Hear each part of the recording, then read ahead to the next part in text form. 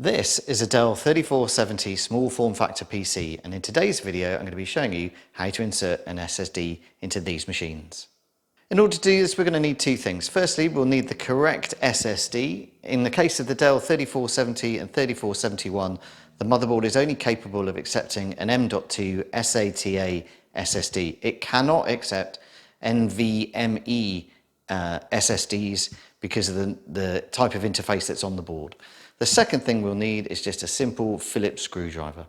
First step of the process then is to remove the top cover, and this is where we use our screwdriver. Just undo these two screws, and then using the little grab handle here, just slide the top and lift it off.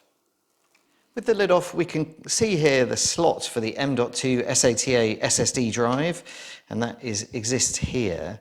You need to just undo this blue clip, which is just a sort of rubbery plastic thing, and then taking our SSD, noting as well that it's not always a guarantee, but if you've got your two slots here in the front of the SSD, generally indicates an M.2 SATA interface, and then just slide that in there.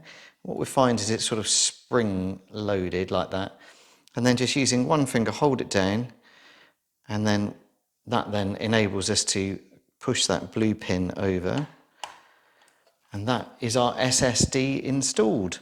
That's the hardware piece of it. Now you just need to reassemble the PC and configure the BIOS so that it boots from this drive.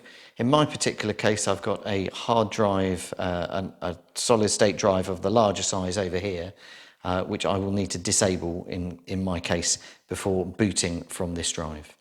So with the PC plugged back in, it's time just to turn it on and get ourselves to the BIOS position, which is done by pressing F12 while the machine is loading up.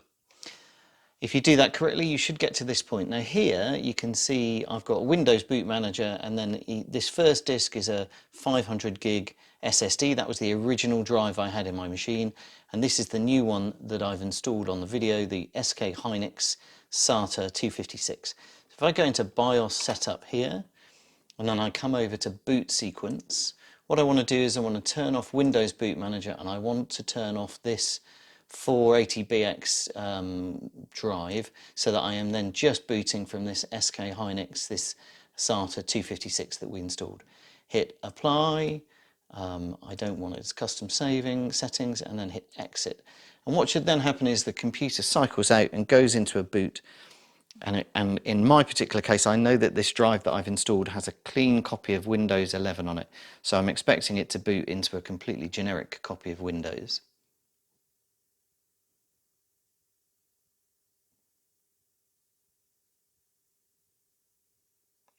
And there we go, set up just as a user. I don't believe there's a password, no there's not.